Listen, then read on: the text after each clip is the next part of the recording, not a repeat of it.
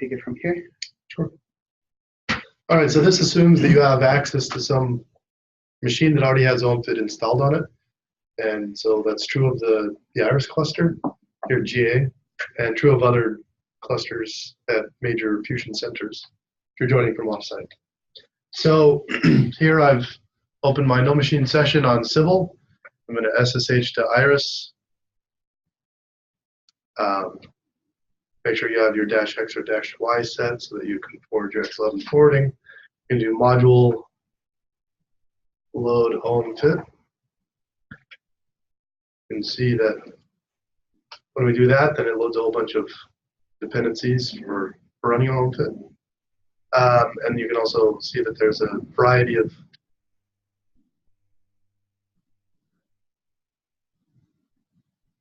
OMFIT modules available, which load different environments for running OMFIT. Anyway, let's get right to the meat of it.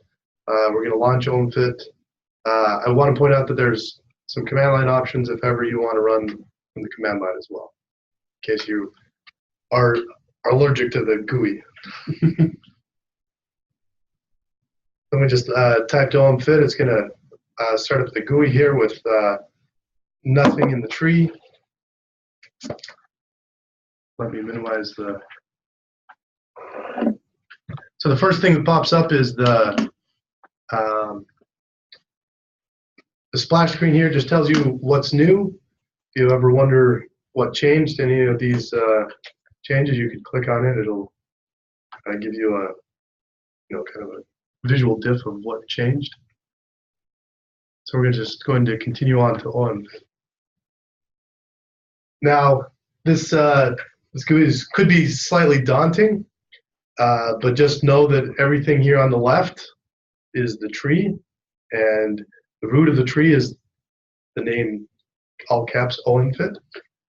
So yeah, one of I think the key characteristics of OMFIT is that it uses a hierarchical data structure to organize the data. Okay, and so this is kind of like your file system. Okay, on your hard drive, where you have a root, right, and then you have something for pictures, you have something for work, applications, and whatnot. Okay, and this is the idea is, yeah, you have a single data structure where you're going to put all of your data, and you're going to organize it in some way that is convenient for you, your work, the physics module that you're running. So yeah, Sterling was saying here on the left you have this panel, which is where what you're going to be using for exploring the data structure, just like you do in Explorer on Windows or Finder, something like that. So how can we put things into the tree? So we're going to go to the edit menu and edit the tree entry guided. So it fills it out for some test location. I'm going to put just an integer in the tree just for, just to see that, oh look, there's an integer. And when you click P on it, it'll print it over here in the console. So let's see what other possibilities we have here. We could put a float in the tree. Interesting one, I tested out earlier today. You can have some value with uncertainty. So we use and it says tree location is already in use. Press enter again to confirm. Well, I didn't really want to overwrite my integer. I'd like to put it somewhere else. So the first line is where we're going to put it. The second line is the value that we're going to put in that location. So if any of you is familiar with Python, what you see here on the left, or the OMFIT data structure is just a nested Python dictionaries. Okay, so you see here on the top where it says browser OMFIT square bracket and quotes uncertainty. That's just you're accessing a Python dictionary. Okay, so for people who are familiar with it, I think it should make sense. So continuing with the analogy of the file system, basically instead of having backslashes to go down your directory tree structure, you're going to be using these square bracket and quotes every time you want to pick a node in the tree. Okay. So I'm going to try and do something that I know is going to cause an error. I tried to edit the tree structure, and I got some error over here on the right. If you're familiar with Python, then all of this traceback makes sense. If you're not familiar, then it looks possibly scary. If you ever want to send us an email, go to help and send email feedback and say, hey, I noticed that there was an error, and you can copy paste with Control-C and Control-V to send that email to us. So here we go. Let's go find something else that we can set up. A name list. Name lists are very common in Fusion workflows. Very easy to read. They're text files. So I'm going to open a sample file.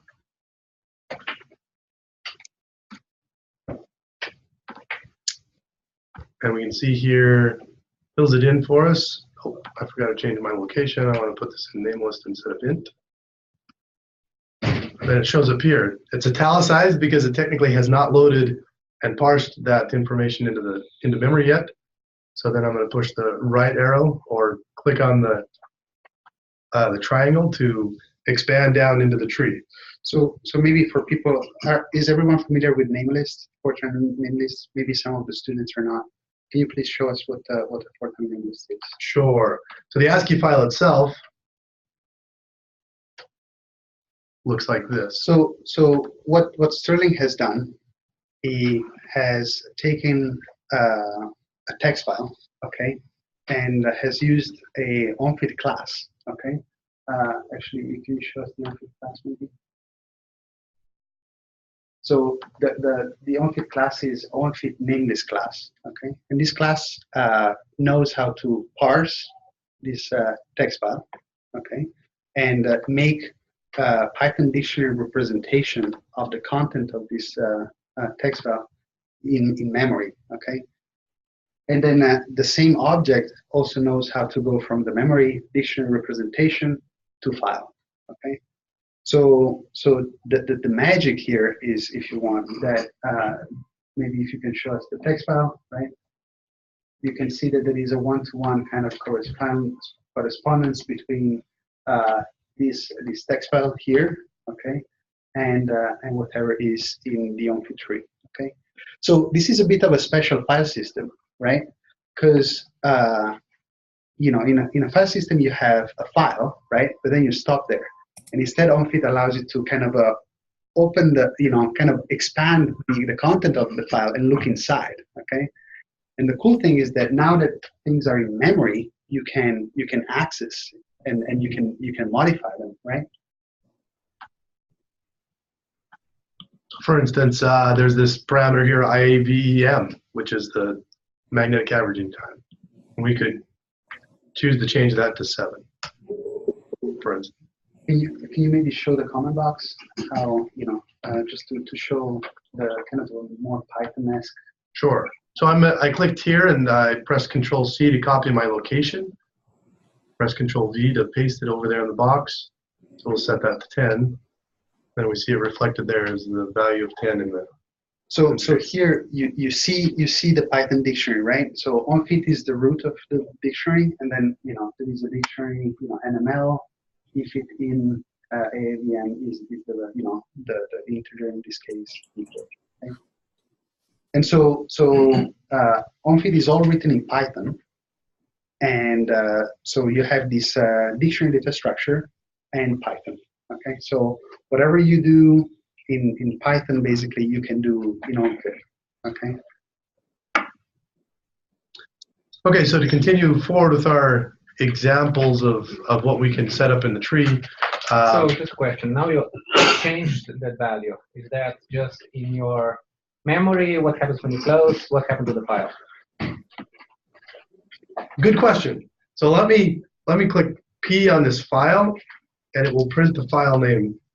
So the file that we are pointing to is actually this temporary file. Let me wrap it. In local scratch, Smith SP OMFIT, blah, blah, blah, blah, blah, blah, blah. So every file you ever put in your tree, unless you say otherwise, it's just a copy of whatever it was. when you change things, you're actually changing things in memory, okay? And OMFIT will keep them that way until you tell it to generate a file, okay? Now, I forgot what is the, so if you push spacebar on that thing, sorry. So now you see that we asked OMFIT to generate the text file from it, and the variable indeed got changed, okay? So kind of skipping ahead, okay, a bit, okay? So you saw how with OMFIT we can load some data, okay, in this data structure. We can edit things, okay.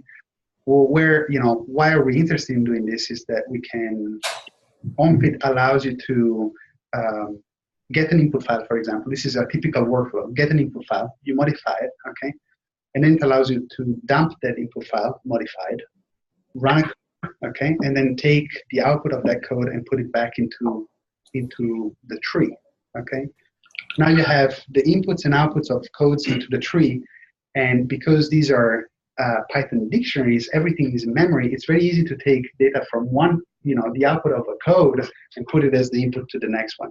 Okay, so you can see how it's very easy to kind of do what we call integrated simulations, where you are kind of chaining together codes in kind of maybe a complicated workflow. Okay. So one of the other kind of files we can parse here is a Netcdf file. So just for an example, it's right next to the Namelist. So let me open a Netcdf file. And Netcdf files are not. Can I have you log in, please? Lothar, do you need to mute?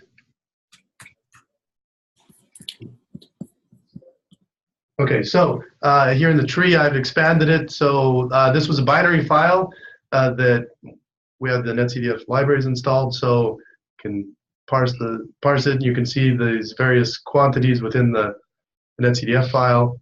You can see, there was some long name associated with area tote and has units and data. Here's an array that was inside the Netcdf file. So you can plot things in OMFIT just by pressing return on it or double clicking. So anyway, so Netcdf file is another example of type of file we can parse. And this is kind of the I think the prototypical Fusion code, would have Fortran namelist as an input and an Netcdf file as an output. Okay. And so basically, if your code, for example, uses these two type of file formats, it would be pretty darn easy to integrate it in OMFIT. Okay, so I want to show just two more types of maybe also a Gfile. Yes. Okay. Since Gfiles are very common in our line of work, let's do a Gfile first. So over here we have a sample Gfile. Oh, didn't change that to. So double click on our Gfile. It already knows how to plot itself because it's parsed as a OMFIT Geoquidisc type. Maybe can you figure the. Sure. Okay. And so this OMFIT Geoquidisc class has a plotting method. OMFIT, if you double click on something, says, hey, if you have a plotting method, plot yourself. And so this is what it plots. It plots the usual cross sections of, in this case, D3D. So this is the limiter in black, and then the flux surface is in blue. The pressure profile, the Q safety factor. And for students present, you might recognize or come to realize that equilibria reconstructions kind of form the backbone of analysis. That's the starting point, and then from there you can branch off into many other types of analyses. So this is also, I think the Gfile is a good example. Can you push a spacebar on it? See the text button.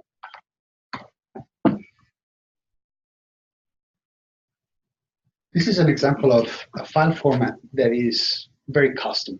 This is something that someone made up probably 30 or 40 years ago, and that the Fusion community has been using since. It's not standard, it's not really human readable. So what the OMFIT classes do is that they have a load method, which again kind of translates from whatever file format you have to a dictionary, and the save method, which goes the opposite way. And then, like for this class, you can add methods, and people can then use these methods as part of their scripts. So, for example, can you plot the Gfile from the command line? Sure. So again, Control-C, Control-V, and then dot plot, and you get the same. Okay. So it's not a property of this graphical interface, but it's the classes that know how to load themselves, save themselves, plot themselves, do sometimes operations, calculate their quantities. Okay. Also, maybe if you can expand the Gfile. All of those numbers, which were just sequences of numbers, they got parsed into something that is more readable. Okay.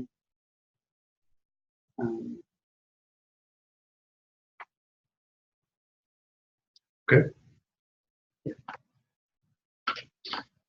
So after the Gfile, wanted to show just accessing an SQL database down here. So in this case, we're just selecting all possible columns from this table called summaries for a range of shots. And this is connecting to the D3DRDB server and database. And we're going to return our entries by column. And then that shows up here in the tree. We expand it, we can see here that we have for instance, the shot. And we can see that there's a range of shots from 150,700 to 150,800. We could go up here to plot and make that our X, and then we could plot, I don't know, the pulse length versus shot. You can see here that for some shots we're getting 6 to 7 seconds of pulse length, and other shots are shorter. Maybe they disrupted or something. But anyway, so accessing SQL databases is useful. And we can also write to SQL databases if your project so needs it. The last one I want to show is MDS Plus. So we're going to just open any old MDS Plus tree. I think electrons is going to what the temperature is. So maybe you might be familiar with Traverser for looking at trees. This is kind of similar, although more useful in some ways. So under profile fits, we can see here the zip fits, and zip fit just goes and fits the electron temperature. You have X as your shots. Oh. We're going to clear X. Right. Okay. So this is fitting electron temperature as a function of rho, which is the toroidal normalized coordinate. So basically radius from magnetic axis to separatrix versus time. And then you can see that the temperatures go from 0 up to 2.4 keV as you go to the core. So MDS Plus is, again, for the students present, MDS Plus is this database, which is database system, which is fundamentally a standard for sure in the United States and also for many tokamaks and fusion facilities around the world. And so MDS Plus actually organizes the data also in a hierarchical tree. Okay, so exploring the data of MDS Plus through OMFIT is kind of a natural map between the two systems. And so I think what Sterling has shown is that OMFIT allows you to read what is an input, for example, of a code, right? It can parse the output of codes, but it also allows you to connect to SQL databases or experimental databases. So now you can see that you have an environment where you can tie in the data that comes from different sources and kind of redirect it in whatever way you like. Okay, so that's kind of the idea. This is why we're doing this. So is it connected to East and KStar? Correct. So OMFIT can connect to can use MBS Plus. Okay. Some of the tokamak facilities are behind firewalls, and what OMFIT can also do is it can SSH tunnel through firewalls. Obviously, you must have the credentials to do that, and then you can connect remotely and access the data. So we've seen so far things about accessing data and the data structure. OMFIT also provides, it's not the only thing that it provides, okay? On top of that, there are a whole set of APIs or functions, okay, or capabilities that the framework provides that allow you to, for example, execute code remotely, access data remotely, or generate graphical interfaces. I think we're going to see something on that.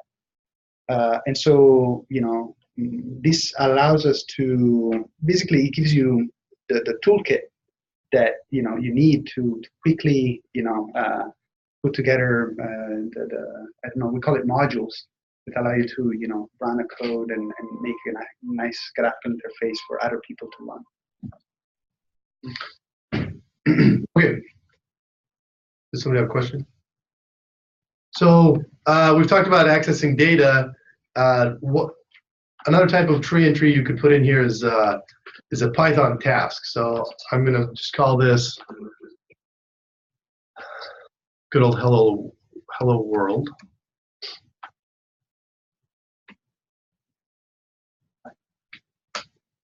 Hello world.py. I'm going to then edit this script by pushing spacebar, right? Right. So, which you can also access here. You can come down here and find Open in Editor. That's a right-click menu, and the right-click menu is context-sensitive depending on, what you're selecting. Okay, so it pops up here, and this is kind of the skeleton. It prompts you, hey, what does this script actually do? These triple quotes in Python are multi-line string. So you can put anything in here. It's treated like a comment.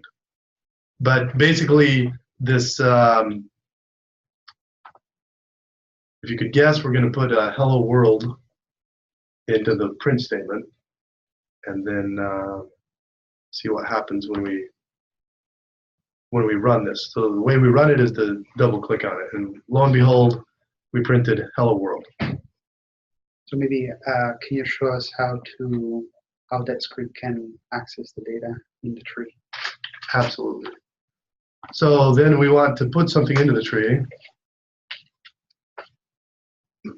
We're going to make, so OMFIT hello doesn't exist currently over here, but we're going to say, hey, hello. Actually, we'll make it world, right? Just as a string. And there it popped up. So whatever we do over here in the script, once we run the script, it can interact with our OMFIT tree.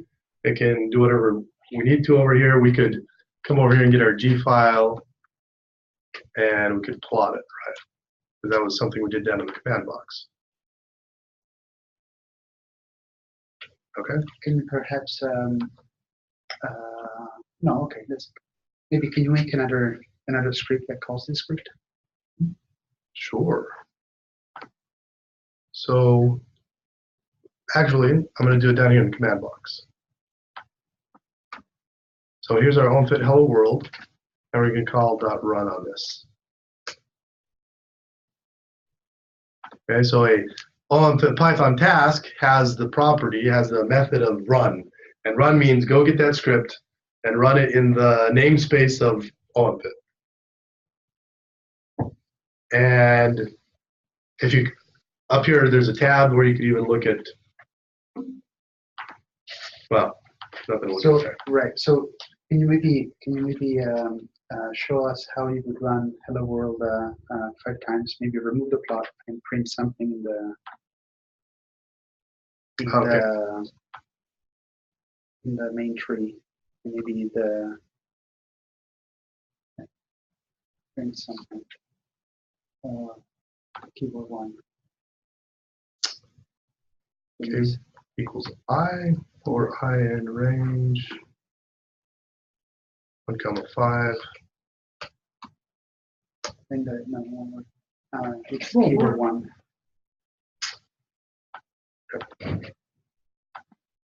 And also still one word. Yes. Well, this is one of the nice things about having everything in Python, because then you don't crash your whole C program every time you've made a mistake. It just brings you back to the interpreter and says, hey, you have an error. Let's try and fix it. What would happen if you try to reassign one of the keys in your Python script? Do you still get that error? For example? Like if you pull up your script, if you said OMFIT hello, or say you said OMFIT integer equals something you already have defined. Oh yeah. Do you that's still fine. get that error? No. The error was that I gave the wrong name here for keyword 1. I gave it as key W instead. No, I mean before, like if you would click on integer, or you would assign a new entry into the tree that has the same name as something else in the tree, right? You would get an error. Can you please print something that is in the tree? Just print it. No, I think if Or you want assign. to do OMFITint is world. Yeah, do that. Oh, that's fine. Because it's not declared as like an integer type. It's just an entry in the tree that is of an integer type. Right, but do you still get that? So before, if you try to do that, you would get something that says you're trying to update something that is already defined. You don't get that. It will just redefine it. Yeah. Okay. Yeah, that's just a helper for the GUI. Okay. If you're doing it over in the script, it assumes you know what you're doing and will not prompt you for that. All right. That's a good question. So you can see here. So let's say that hello world is a code that we want to run. Okay, is a physics code that we want to run. The typical, let's say that we want to make a parametric scan. Okay. So what we would do is probably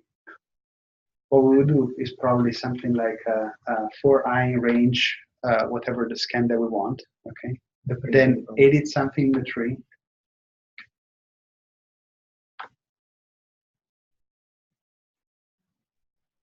So it would be for I in range 1 to 5. Okay. Then we would assign that I to some place into the tree, some parameter, some input parameter, some parameter that is in the input file of our code.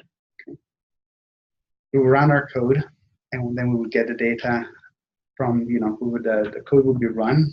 We would read the data into the tree, and then we would put it aside for, keeping it into some containers for, the parameter scan that we've made.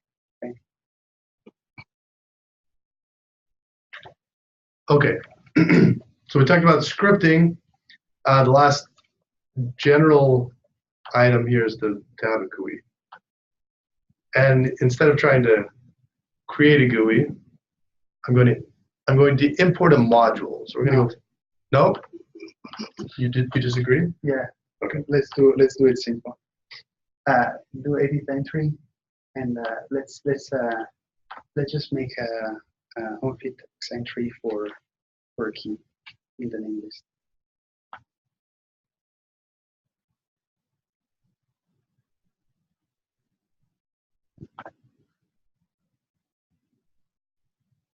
Okay. So this is a Python GUI now. And there are a variety of GUIs that we can put here. So we're going to do an OMFITx.entry for, we said something in the name list. Name list. Yeah, thanks. This FWTBP. That's obvious. But we're going to give it a name. and this happens to be the weight of the BP. Oop. So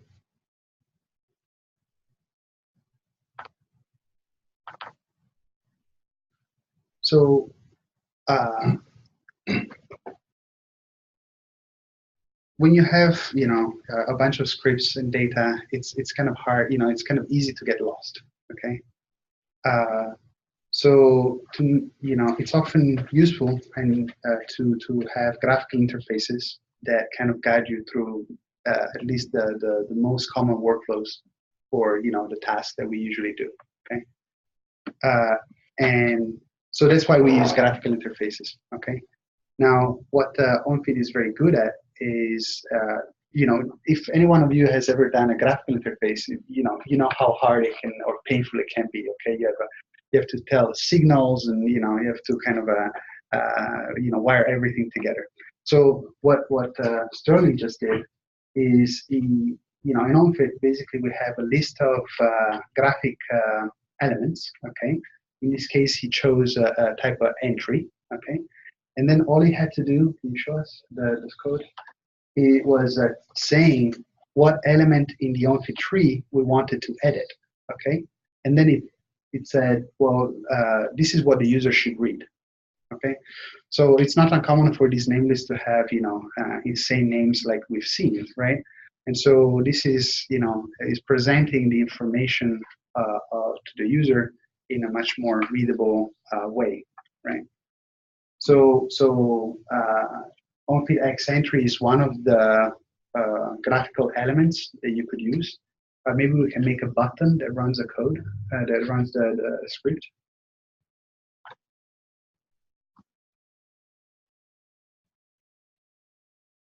So yeah. First.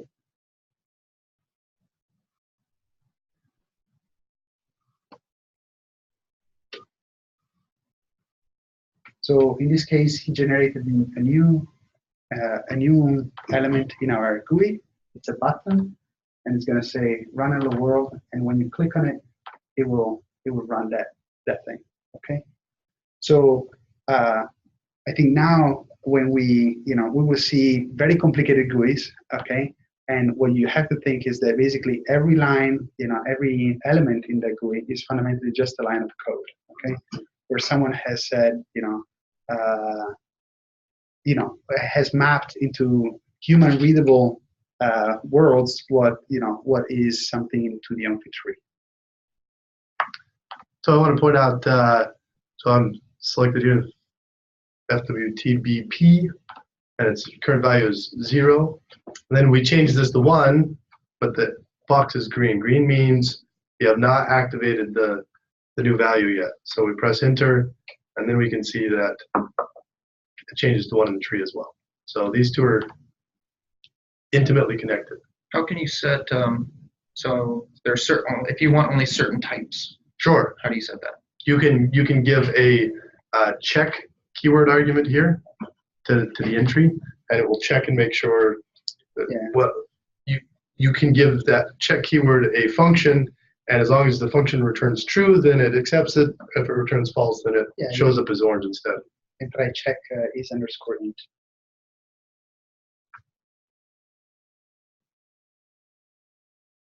I think that 51. Well,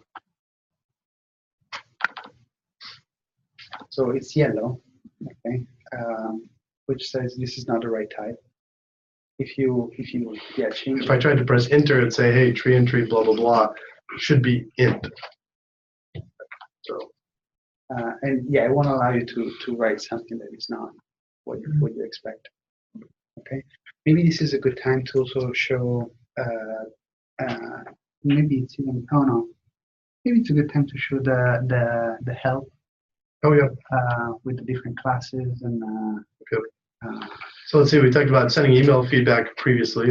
So there's a help window here, and so one of the help menus is GUIs.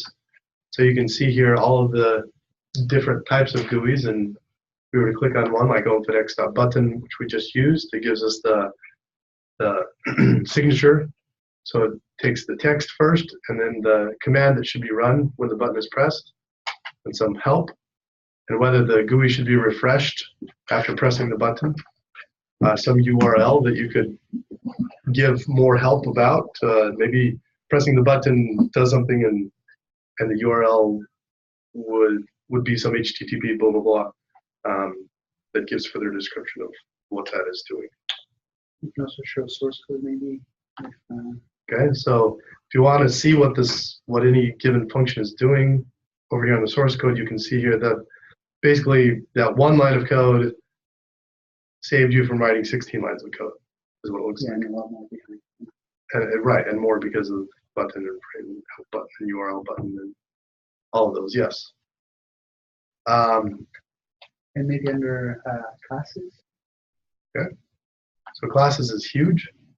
This is all the different kind of classes that that you could put into the tree.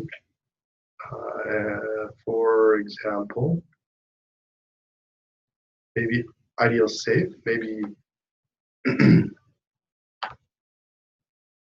somebody has written some IDL workflow already, and then you're able to run their IDL workflow, save the output as a IDL save file, and then you can load that IDL save file into OMFIT, and it will parse it as a dictionary, and so you can access it just like other data in the tree.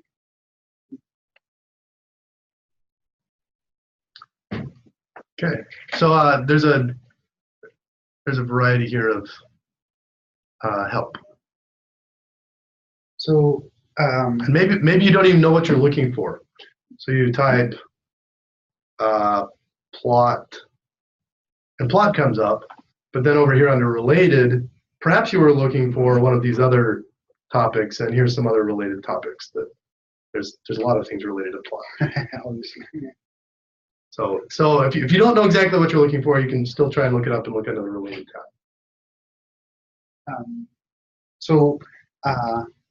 These I think are the fundamental building blocks of, at least in terms of objects in the tree. Okay. In general, when we run OMFIT, we don't run it this way.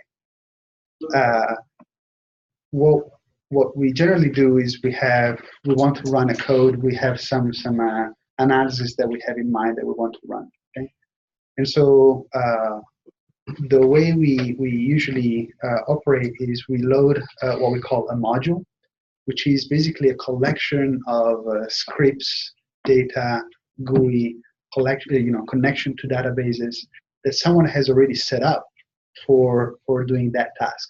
Okay. And then, so usually, if you want to run a code and another code, you would load the two modules, and then you would maybe decide what data these two should exchange.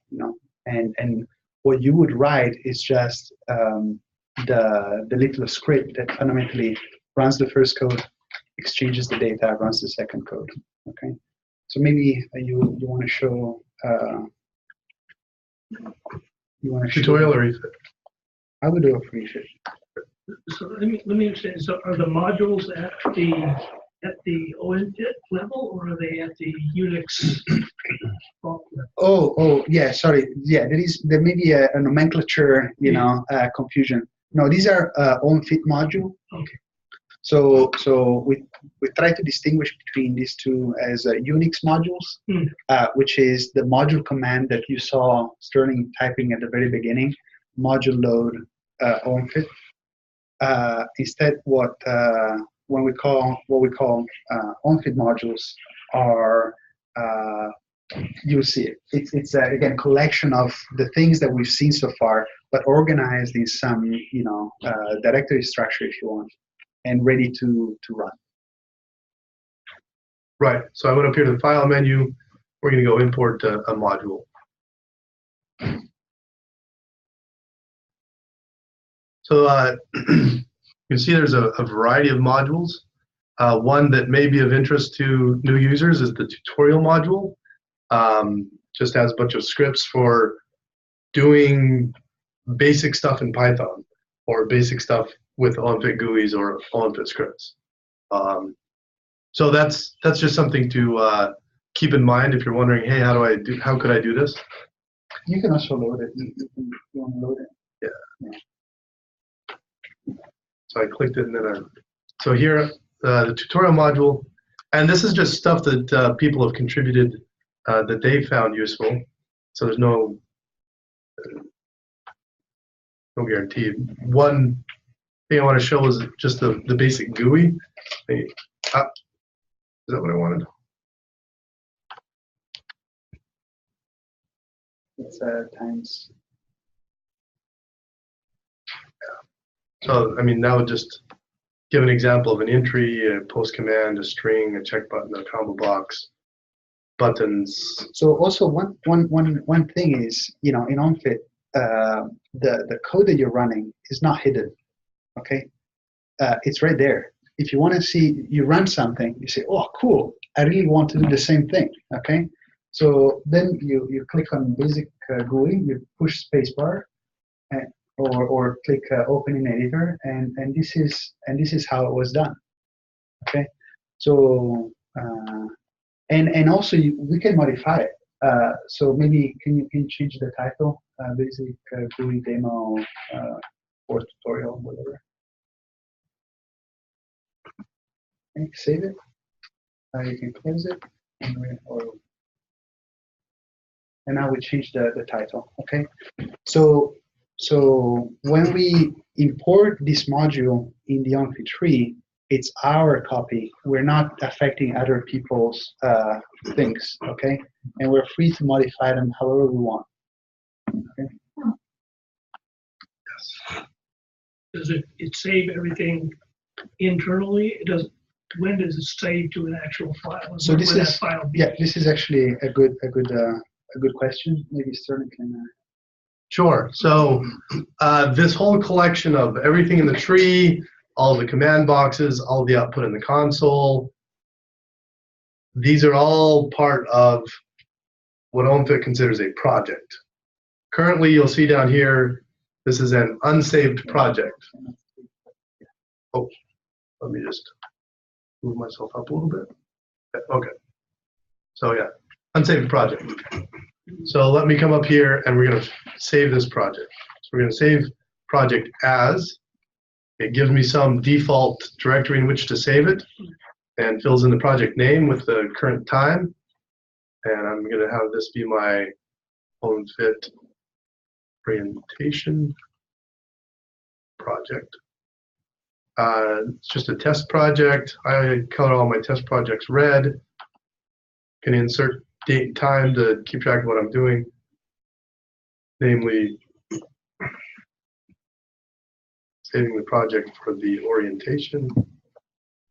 It's saved as a zip file. And so then I'll click save and it went through and you can see all of this stuff here that it technically saved. It saved The whole tree. yeah, it saved Namelist, NC, Gfile, MVS Plus, Hello World. So tutorial, maybe blah, blah, blah, blah. can you kind of start from scratch? Maybe can you do a new project just to show it? A new project. Wow. So let's say that you close your session, you go home. Maybe you start working on something else, and then 2 months down the road, someone says, "Oh, can you please either give me that analysis or can you continue that analysis?" And so here you're going to go File, Open Project. You can click on it. There is your notes. You can search for things that are only tests or filter on the name, and then you can load it.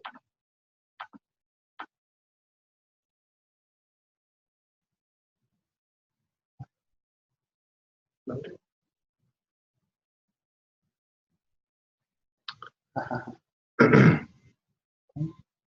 When you were It's the- saving, it was Oh, yeah, complaining about master. traffic. It was a new project bug.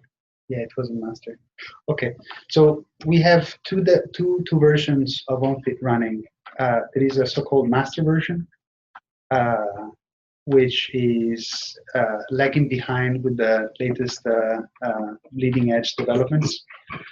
And so this means that the less, you can choose what to run. Okay, if you run master, you are in a state that has been vetted in some way. If you're using unstable, you're using something that is constantly evolving, like on a 10 minutes kind of basis. Okay, so there are a lot of people contributing. So the advantage of unstable is that if we found any bugs in master, they got fixed. Okay, but you may be subject to new bugs. It's the kind of the name of the game. So this gives us the opportunity to use this -1 argument. Oh no, okay, you just restarted. Okay. Yes. So OMFITp stands for project. You can give it a file project, or -1 would be the latest project that I was working on. Okay. And voila. So yeah, I wish it went smoother, but the risks of working with something older. So everything got saved. Everything that is in the tree got saved. So this means your scripts, your data, again, your connections to databases, your GUI. So for example, if you run again the GUI that we edited,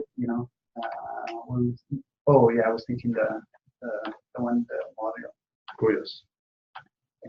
This is still our special GUI. Okay, it's the one that we have. Okay, so this is useful because it freezes the scripts that you've used with the data that you have. Okay, I don't know if you're from if you've ever used something like MATLAB or IDL.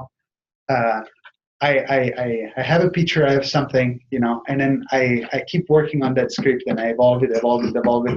And then I say, I want to generate the same thing that I had before, right? And now, the data that I have is totally, uncorrelated with the scripts that I have. So instead here, everything is atomic, if you want, okay? Is connected. Okay. So if you look under scripts here, you can see like there's scripts for executables, FFTs, figures, files, fitting, functions, interpolation, MVS+, modules, pandas, RDB, transp, X-ray. So, and then under plots, there's a whole list of different types of plots that you could, just sample plots that might be interesting. All right, so now we're going to actually do something physics-wise. We're going to import the EFIT module. So EFIT is the code we run for carrying out an equilibrium reconstruction. Can you expand it? You can see here that when we've imported it, it has a preset tree structure where there are scripts. And this is kind of a standard outline for a module is you put all the scripts together that can run the code. Some plotting scripts, various GUIs that can be used in various ways during the running of EFIT workflows. And then under settings, physics, these are the places where we're going to put stuff in our GUIs. They'll point to the settings for how to run things. For instance, we're going to generate our Gfile from snap file, and at some point we'll watch this snap file update. So we're going to load the snap file from MVS+. We're going to choose one of these trees, and this so the GUI went and queried the relational database for us, so we know which EFITs have already been run and by whom. So we'll choose EFIT 03 for our snap file. Can you show the tree in the files? Okay. So here we're clicking on a GUI, okay, but there are scripts that are running in the background every time not every time, but when Sterling clicked on certain boxes and so on, someone told the module to go and check the relational database, and then this snap file wasn't there before. we had to go and connect to the MDS Plus database and gather the data, and generate that object there, right? These are all things that, you would have to do by hand, okay? So again, this is just a name list, okay? EFIT is, for those who don't know, is the code that we use for equilibrium reconstructions. So it's the code that generates these D3D cross sections where you see the plasma equilibrium. And the snap file is the code name for the input file of EFIT. Okay. All right. So, and if you open again the snap file, it makes probably no sense whatsoever what are all of those 5-letter things, but someone has taken care of translating those into something that is more amenable, right, to understand. So for instance, this averaging time magnetics and MSE plus or minus milliseconds. I'm going to right click on here, and then up here in the output it says, oh, that actually points to OMFIT, EFIT files, snap, EFIT in, IAV, M. So it's that value right there. So we can change that. You see it update to 10 there. So then we're going to generate Gfile from snap file. So that's going to go off, and it's telling you what you're doing here. It's module purge, module load EFIT, and runs EFIT D90, 129, 129. It says it's running it locally here on Iris. So kind of to that went quickly, but a few things happened. Okay, so that snap file got taken and deployed in a temporary directory. Okay, and then those commands got OMFIT went into that directory, issued those commands, and the blue text that you saw running through was the code running. Okay, so this is running an actual physics code. And when you get to the end, if you now collapse snap, then a bunch of files got generated in that directory, and now OMFIT has taken those files and put them into the tree so that you can see the output. Okay, so there you can see again, and those are different type of files. Okay, there is a GAQDisk type, right? That we already know. There is a AQDisk type and MEQDisk type. And these are different because they're all written in different formats and so on, but they are all presented to you in the same way. All right. And so then, you can add buttons if there's now Gfiles, then these buttons weren't here before. They are now. Stuff like checking the chi-squareds of the different magnetic probes. So in this case, it's showing flux loops as circles, the magnetic probes as squares, and also plots a little 3D view of D3D and where those magnetic probes are. So anyway, it's just a module. A module is a collection of scripts and settings, GUIs that help you accomplish some workflow. Either that's running some external code, or that's running some Python analysis itself. Can we try to run EFIT 5 times with the 5 different values of a parameter? Just to give a feeling of how that would look like. Maybe we'll need the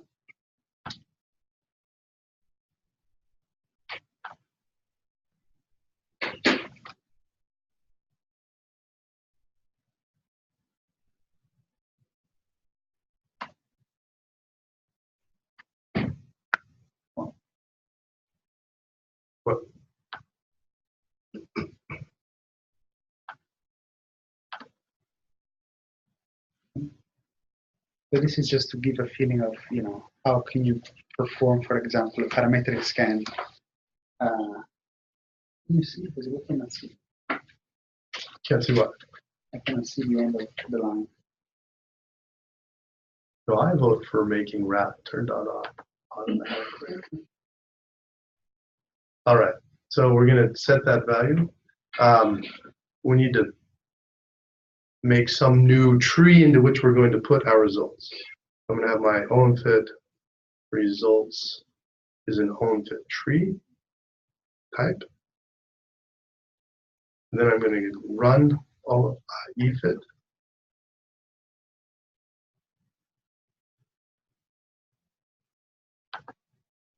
Any guesses what it's called? Oh, it's EFIT exec.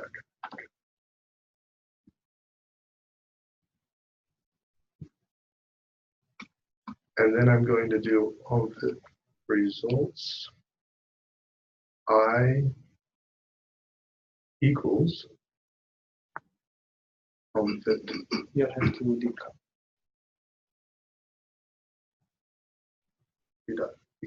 Copy. EFIT file. You want to do it maybe not 20 but 3? No, this is doing 5 times. 5 times. Oh, I Going see. from Okay, 10 to 100 okay. in steps of 20. 4. Okay. Yeah, actually 4. No, it'll do 5. It'll do 10, 30, 50, 70, 90. Okay. So if we execute this, what that script is doing, maybe you can move it aside, is editing the I average entry, input to EFIT. It's running EFIT. It's taking the results and saving everything, putting it aside. Okay. And then it's going to do this 4 times, and then we can plot, for example, how our equilibrium has changed, when we change this parameter. Now, Should have made a collection. yeah, it's okay. Slow. So we can see here we're accumulating these results here in the tree, You can expand them. where we've collected each snap.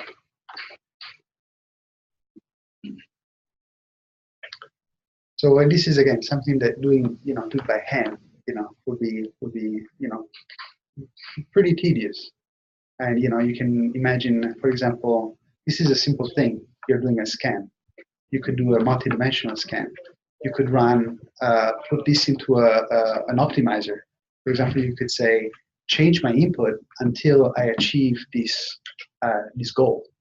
And it's not necessarily even a linear relationship, right? You can use some nonlinear optimizing to achieve that. So it kind of opens up, a lot of possibilities. Okay, so so here in my script, I'm iterating over OMFIT results, which is just a dictionary, so it has a .items method, which returns k and v. And so we're going to do v gequidisc.plot. And then we'll go and overplot these 5 different versions of the parameters.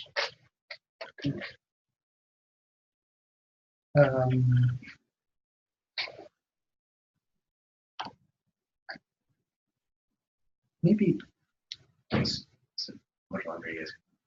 think we're almost done. So this is we did 1 hour. I think we covered most of the things that we wanted to show.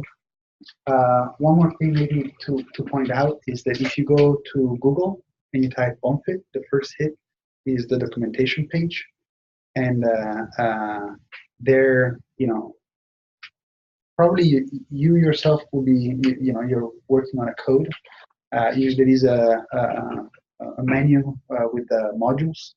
You can click there and see if the code that you want to run is part of the things that we already support. If it's there, good for you. You can maybe start using it. Some modules are more developed than others, and if not, or if you have your own code, we can work with you to add your code to the list. And obviously, it's running on our in-house things. Does it run on anything else? So right, we haven't touched really on this, but OMFIT is what we call a lightweight framework, which means that it doesn't come with any of the physics codes. Okay, OMFIT is only running some command, and what it can do is it can run those commands remotely. So often, what for example we do is we have OMFIT running on our laptops, And so the tree, is structure and everything is on, in memory on our laptop. But when we want to run something like EFIT, what OMFIT will do is it will, go from the memory representation to file. Then instead of writing that file to a local directory, we'll ship it remotely to Iris, where EFIT is. Okay, it will execute the remote command, and then take the output file, move them, to our local, laptop, and then load them back in. So if you have something like a very heavy code, some high-performance computer code that takes, hundreds of CPUs, etc., OMFIT doesn't have to be run in the same place. Or you can have OMFIT running on your laptop, and you can run, a code here, a code there, a code there, and then still, gather all the information in the same place, shuffle, and then and then continue. So for instance, this is OMFIT running on my laptop, where I've written a script that goes and parses so I sent out a link to a Google form that you could fill out for interest in other topics. And so then it parses, that and says, 10 people requested the intro to OMFIT framework and the intro to modules, and 9 people scripting plotting, and then figured out who the presenters were, and blah, blah, blah. So, but anyway, so yeah, this is just an example running. OMFIT running on your laptop. Right. Okay.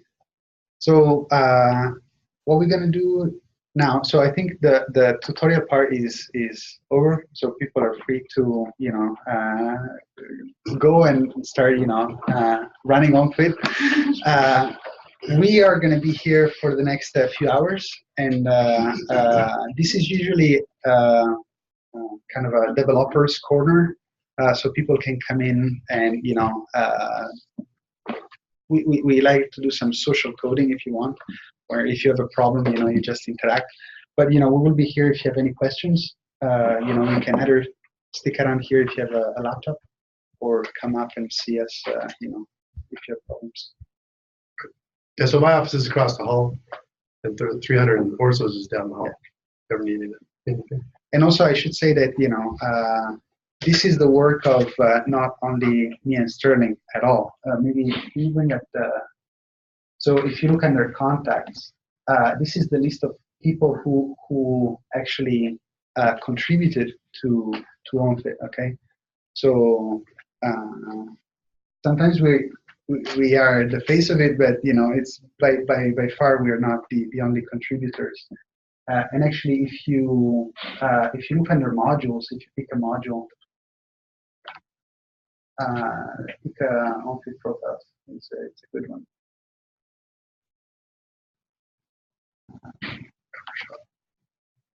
This is a module that we're going to have a tutorial soon, because it's a very popular module.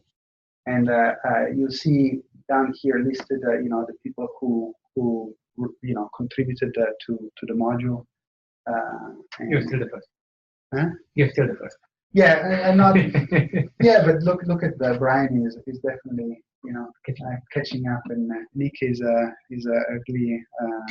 So if you want to see a module for which power behind that, Orso is not the number one. In fact, this is almost exclusively done by David Eldon, right? So different people work on different stuff. Mm-hmm. So usually it's the owner of the actual physics code, right? Mm-hmm. If you go to the GPEG module, it's 99% me. If you go to the M3DC1 module, it's 99%. So, and this is also to say that, if Sterling and I are not here, there are a whole bunch of people who are very, good at, they know the inside outs of OMFITs. And sometimes if you pick a module, like, we know anything about it. So you're better off going to the person who wrote the most lines, for that module. I'm sure in a module inside the settings module, there's like The contacts. The contacts, yeah. Okay, so under EFIT settings, contact.